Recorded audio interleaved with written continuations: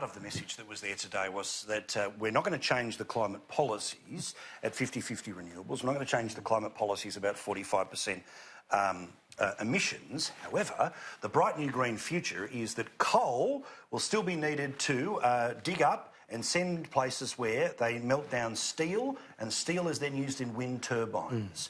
So he feels like he's trying to recast but not recommit to anything other than what Shorten had. Well, it's a bizarre exercise in spin, because he's saying you can have a manufacturing job boom by relying on renewables. But the greatest threat to manufacturing employment in Australia is over-reliance on renewables, because it's an act of insanity to rely on an energy source that only operates for part of the day.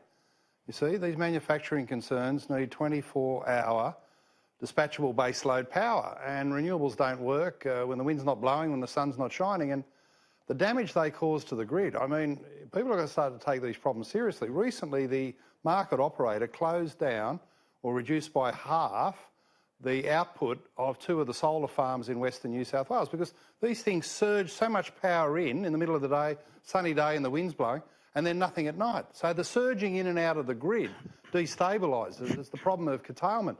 Over-reliance on renewables is just waiting to gut manufacturing employment in Australia. That's where Albanese is headed.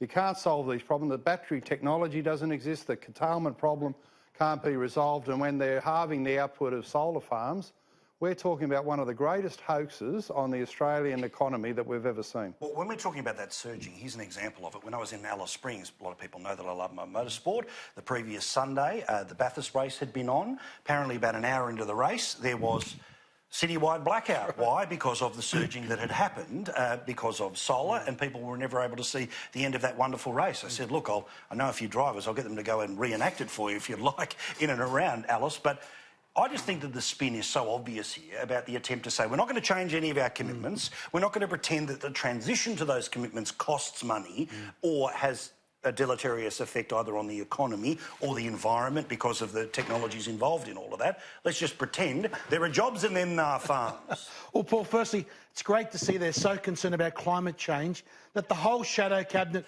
flew across the Nullarbor over to Perth. I'm sure they all went economy class. We can check that out later, sort of thing. But I'll ring KK. She answers my calls. I'm sure she was in the back of the plane as well, Paul. Oh, absolutely. Very frugal travel. Yeah. Now, the reality is this speech was a major failure by Albanese. This was a chance he could have stood up and said, the policies that we took to the last election of a 45% emissions reduction target, we are not going ahead with them. That 50% renewable energy target, which will stop Australians from using the coal-fired power that other countries have used, we are getting rid of that policy. But no, we didn't hear that. And remember, then he goes and talks about jobs. Remember, Brian Fisher did the modelling on this. Labor's policy will reduce 336,000 less jobs in the economy if Labor sticks with that policy. Albanese talks about jobs when he has that policy. It is just complete hypocrisy that we heard from him. Well, also, he can't square the circle here, Rita, where he says, oh, coal has a future, but in places like New South Wales and Queensland is looking at introducing this system, they're not going to approve any new coal mines. Why? Not because of the emissions here, but if the coal's dug up and sent somewhere else, the emissions where it is eventually burnt counts. So you can't simultaneously go to Canberra and declare a climate emergency not once, but twice in a fortnight, while then simultaneously saying coal's got a bright new future and no one's going to lose their job.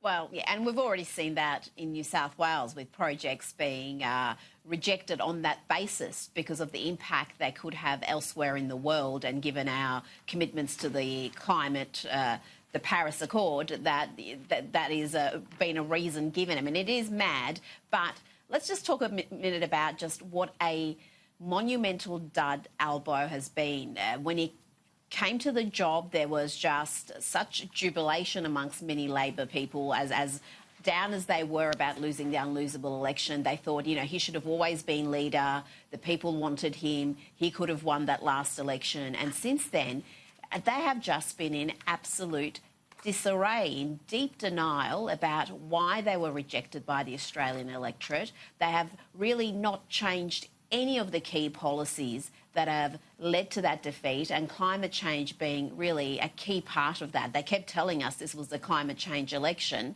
Well, we gave our verdict and they've just reaffirmed the policies we've rejected. So I don't understand where they're coming from. They seem to be deeply confused about who they are and what they stand for. Are they just the quasi-Greens, or are they the Workers' Party?